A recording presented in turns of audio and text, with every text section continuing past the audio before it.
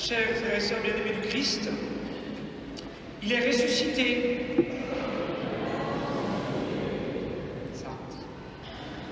Il est vraiment ressuscité, chers amis.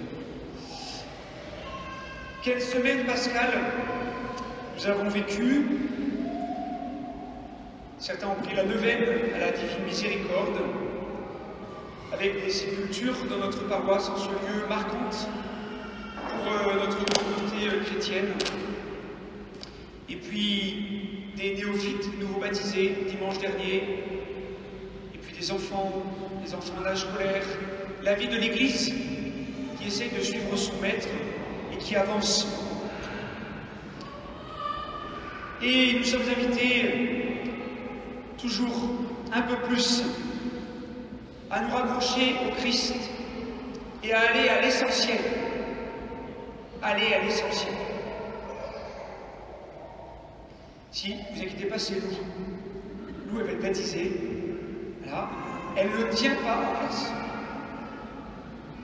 C'est comme ça, donc on va faire avec, hein. C'est bien. Et vous voyez qu'il faut aller à l'essentiel et que, au milieu des épreuves de la vie, Dieu essaye et nous aide à vérifier notre foi, en éprouvant notre foi. Il nous fait souvent des signes en creux, des signes de son amour en creux. À nous de les voir, à nous de les saisir, à nous de les vivre. Un exemple de ce signe, vous savez, voilà, le 2 avril 2005, à 21h37, le samedi soir, veille du dimanche de la miséricorde divine, Saint Jean-Paul II est mort. Saint Jean-Paul II est décédé à la veille du dimanche de la miséricorde divine. Lui qui avait institué cette fête en lien avec Sainte Faustine. Quel signe incroyable du Seigneur qu'il nous a fait là.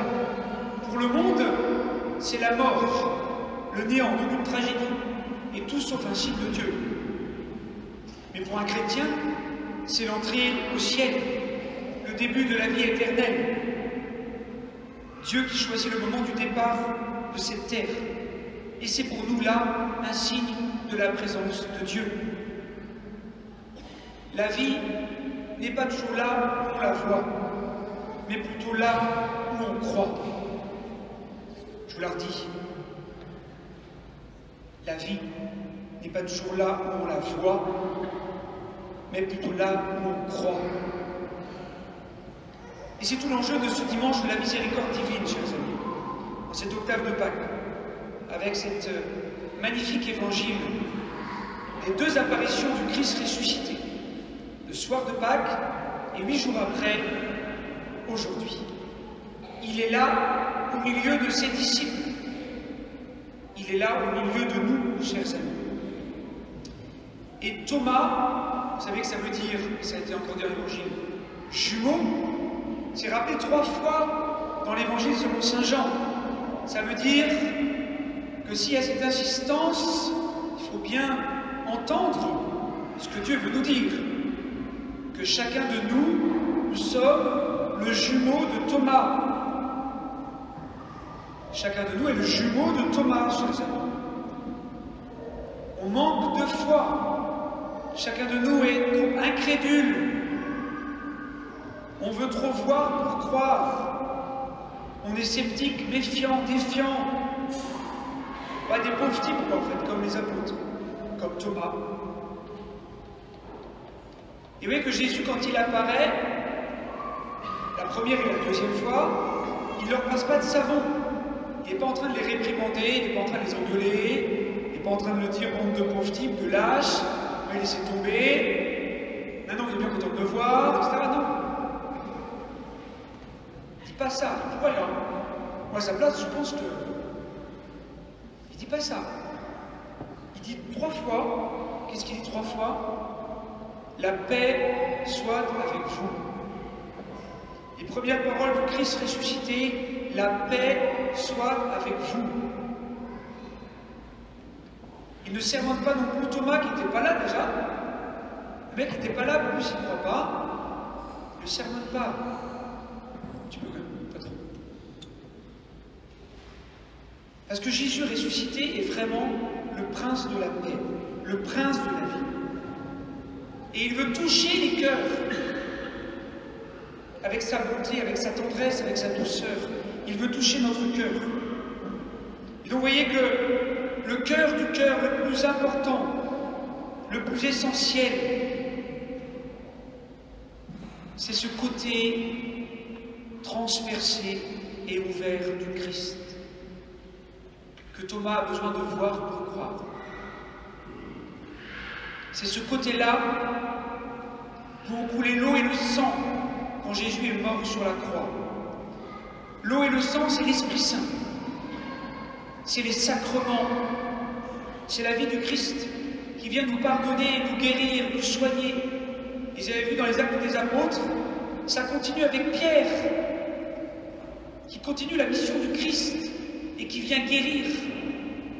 Ça continue aujourd'hui avec l'Église, basée sur les apôtres, qui vient continuer de donner la vie du Christ pour guérir, soigner, pardonner, relever, pour que le Christ puisse sauver. Et les enfants vont faire leur profession de foi dans 2 mois. Ils se forment. Et Léna et Lou, elles vont être baptisées. Où en sommes-nous, chers amis, avec notre baptême, avec notre foi? Est-ce que nous croyons vraiment que Jésus est mort et ressuscité pour nous sauver?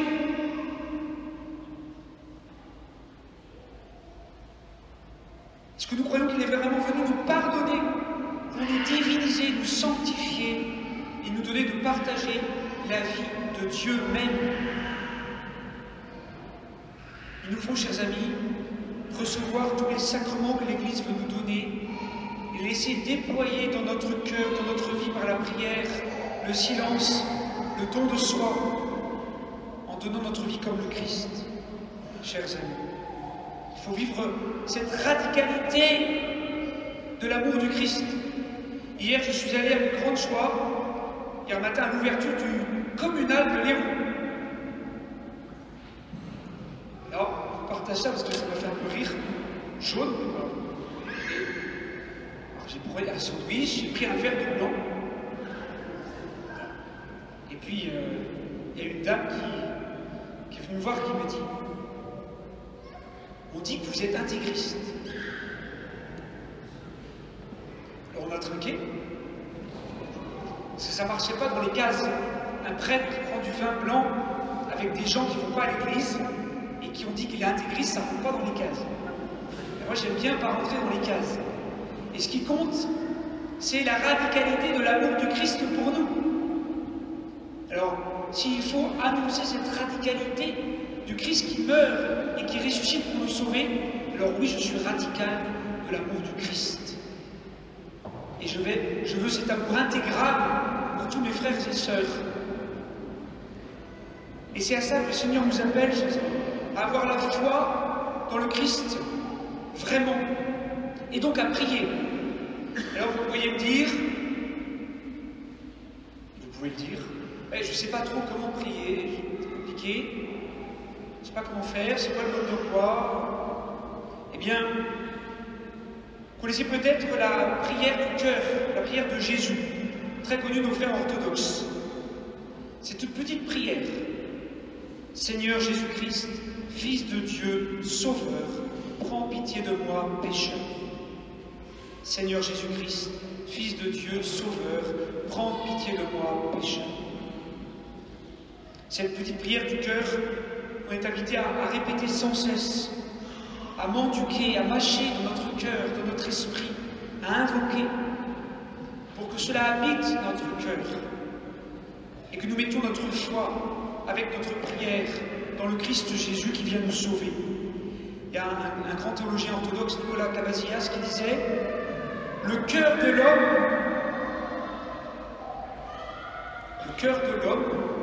a été créé comme un écrin capable de contenir Dieu lui-même. Nous sommes créés comme capables de Dieu, capax Dei. cœur de l'homme comme un écrin capable de contenir Dieu lui-même. Et ce qui pousse l'homme à prier, chers amis, c'est l'exigence d'être vivant. Et l'être se révèle communion, pour entrer en communion avec Dieu et en communion avec nos frères et sœurs. On pourrait paraphraser la phrase de Saint Augustin qui dit « Aime et fais ce que tu veux ». On pourrait dire « Prie et fais ce que tu veux ». Si tu pries le Christ vit dans ton cœur. Et tu grandis dans la foi en ton Seigneur. Seigneur Jésus-Christ, Fils de Dieu Sauveur, prends pitié de moi, pécheur. Et alors nous pourrons accueillir vraiment ces fleuves d'amour qui coulent du côté du Christ, où nous sommes pardonnés, où les stigmates et les blessures du Christ, pour laisser passer la lumière de Dieu, qui vient nous éclairer, nous illuminer, nous pardonner, pour nous sauver. Et à Sainte Catherine de Sienne, que nous fêterons vendredi, 29 avril, Jésus dit à Sainte Catherine, « Fais-toi capacité, je me ferai torrent. Fais-toi capacité, je me ferai torrent. » Prions, chers amis, pour nous rendre toujours plus capables d'accueillir ces fleuves d'amour, ces torrents de miséricorde qui coulent du cœur du Christ, dans nos cœurs, dans nos vies, pour que nous vivions vraiment de l'eau de notre baptême, de notre foi, pour croire en Jésus. Alors, chers amis, fermons nos yeux, prions, prenons ce temps de la prière, tous, petits et grands, prenons le temps de la prière, pour ouvrir notre cœur au cœur sacré de Jésus. Jésus, j'ai confiance en toi. Jésus, je veux t'aimer, je veux croire en toi. Je veux que tu déverses dans mon âme, dans mon cœur, tes flots, tes torrents, tes fleuves d'amour et de miséricorde. Seigneur Jésus-Christ, Fils de Dieu Sauveur, prends pitié de moi, pécheur.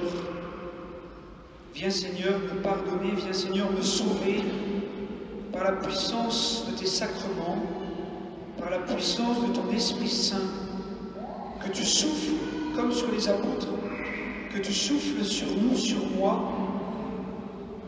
Recevez l'Esprit Saint. Que ton Esprit Saint qui vient pardonner nos péchés habite en mon cœur, Seigneur, que je me laisse aimer par toi, que je me laisse sauver par toi. Seigneur Jésus-Christ, Fils de Dieu Sauveur, prends pitié de moi, pécheur. Amen.